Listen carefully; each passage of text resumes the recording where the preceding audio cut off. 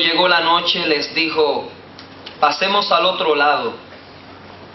Y despidiendo a la multitud, le tomaron como estaba en la barca.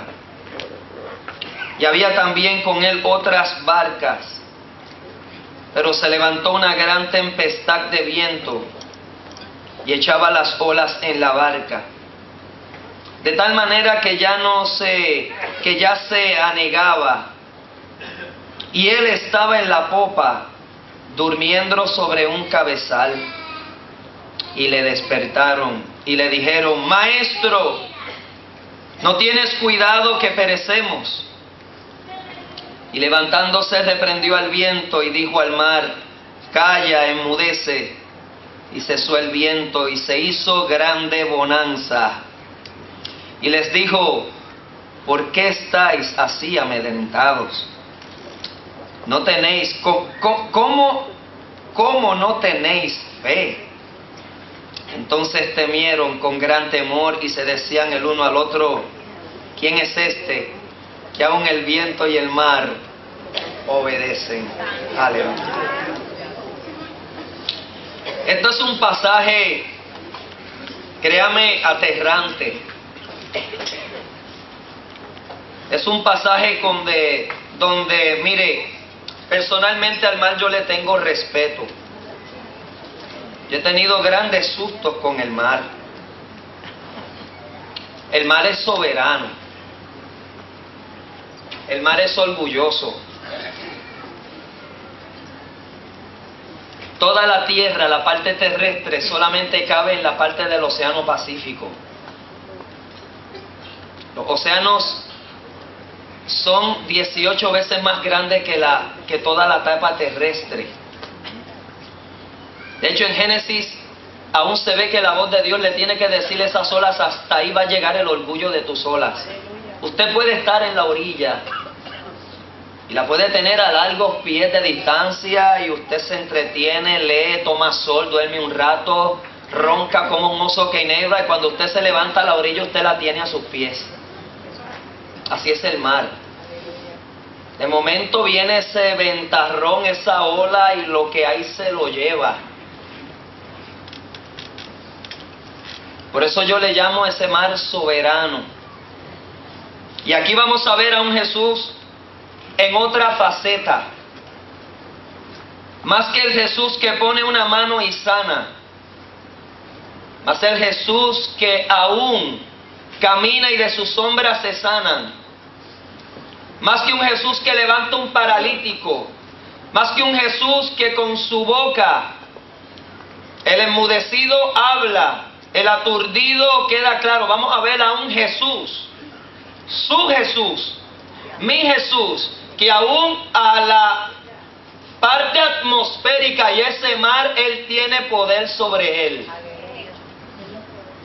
Este pasaje podría ser, dicen los comentaristas, que pudo ser temprano en la tarde. Jesús tiene una agenda cargada, ya que después de todo lo que pasó en la otra costa, Él decide regresar al otro lado. Este es el año de popularidad de Jesús.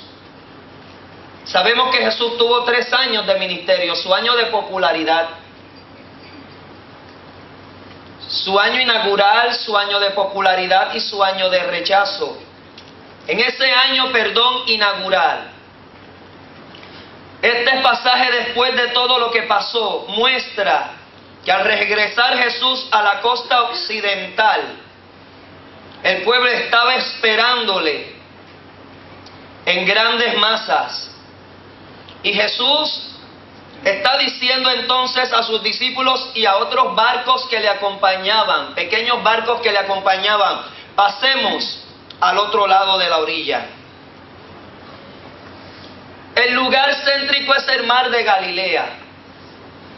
Pero el mar de Galilea se le conoce como el lago de Genesaret o el mar de Tiberias también. Cuando usted en la Biblia oiga esos 3 nombres, se está aludiendo al mismo mar de Galilea. Esos 3 nombres. ¿Por qué mar de Galilea? Mar de Galilea era un mar propenso ordeado en su posición y quedaba en un valle profundo, buscando una información sobre ese mar. Averiguamos que en ese mar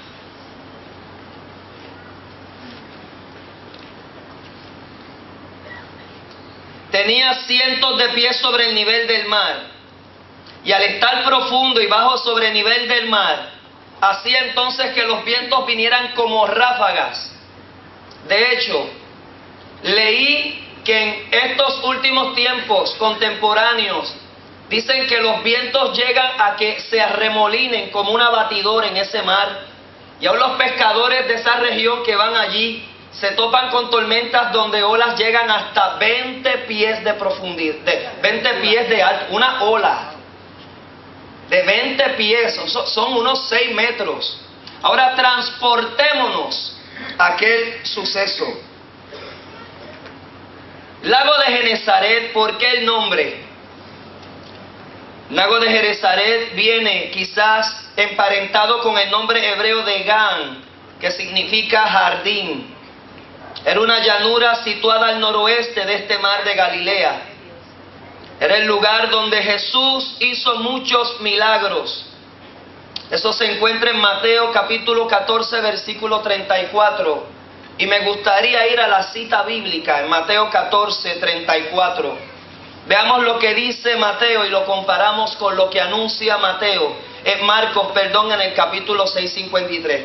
Pero en Mateo 14, versículo 34, dice: y terminada la travesía vinieron a tierra de Genesaret. Cuando le conocieron los hombres de aquel lugar, enviaron noticias por toda aquella tierra alrededor y trajeron a él a todos los enfermos y les rogaban que les dejase tocar solamente el borde de su manto, y todos los que lo tocaron quedaron sanos.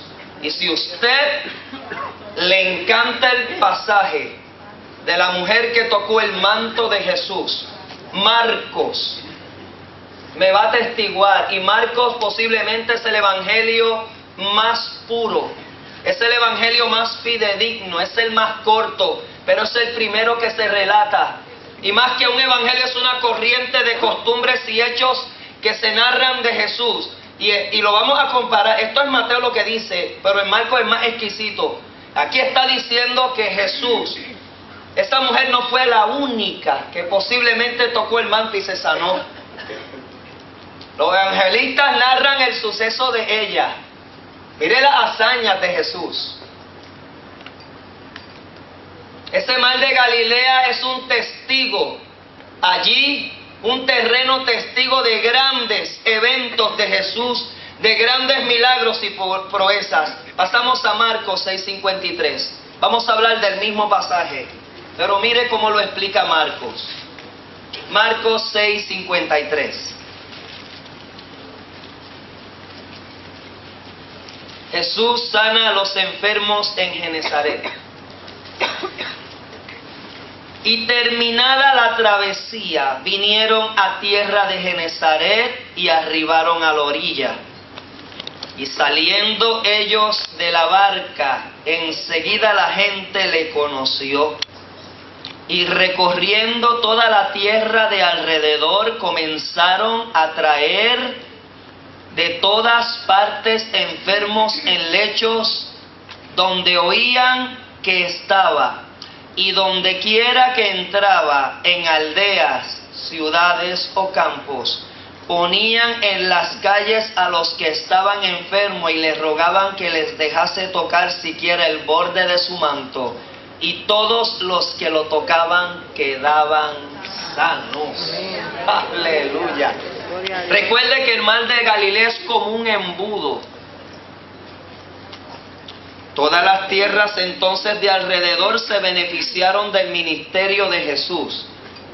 Ese mar de Galilea, no quiero fallar, pero mide tal vez unos 4 kilómetros de ancho, 3.6 de largo. El otro diámetro se me olvida, no quiero mentir, pero ves, esa circunferencia, así es el mar de Galilea. Si pudiéramos ver un mapa, hubiera sido bueno traer un mapa para que usted viera cómo es ese mar de Galilea. Una de esas partes es Genezaret, de la cual estamos hablando hoy aquí. Tiberias. Esta ciudad se le puso en rey al segundo emperador romano Tiberio. Se le condecoró a él y Herodes Antipas en el año 20, posiblemente cerca de ese año 20 después de Cristo, mandó a hacer esa ciudad a nombre de ese segundo emperador romano llamado Tiberio. Pero ¿qué pasó? Que esa ciudad la construyeron encima de un cementerio, y para los judíos repudiaban esa ciudad porque fue fundada sobre un cementerio, y eso para los judíos, o sea, cuando la Biblia se refiere a ese, posiblemente a aquel Gólgota o Calvario, que era lugar de la carabela, se le llamaba ese lugar como maldito, posiblemente porque allí tiraban osamentas y esqueletos de animales muertos, y era un lugar inmundo para los judíos. Juan el Bautista y Elías se les compara porque ellos tenían y vestían con atuendos de animales muertos, y eso para los judíos es inmundo. Por eso ellos no vivían en Jerusalén, lo escuchaban a las afueras. Hoy en día nuestra cultura, alguien que vista con piel de animal es alguien pues que vive bien porque es ropa bien cara, pero en aquella cultura judía eso no es así. Para ellos es inmundo. El pasaje del samaritano menciona que como lo vieron medio muerto, pasó el sacerdote y el levita, y si eran los dos máximos representantes de la alcurnia judía, venían del templo de lo sagrado. Tocar un muerto era inmundo. Creían en la pureza, no fueron a asistirlo. Ellos obviaron el mandamiento de ir a ayudar, pero el samaritano rompió su agenda, y el que estaba medio muerto todavía tenía vida. Tocó sangre, tocó la herida, lo vendó, lo curó, le dio hospedaje, pagó por él, sacó de su tarjeta de crédito y pagó, honró el mandamiento. ¿Está entendiendo a lo que queremos ir?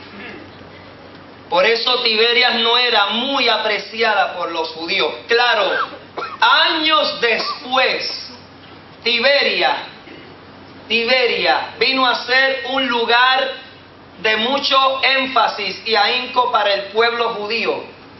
Todavía usted visita el mar de Tiberias y hay unas orillas donde se ven ruinas de esa ciudad de Tiberia, y ya parte está cubierta por el agua, se ven en las orillas, pero es un lugar donde aún los judíos, creo que allí escribieron parte del Talmud, códigos de ellos, y años después honraron esa ciudad.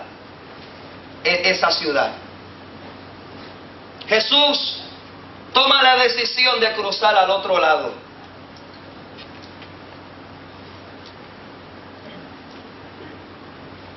Esto nos hace aprender que no solo ves puede sanar, ni sanar endemoniados.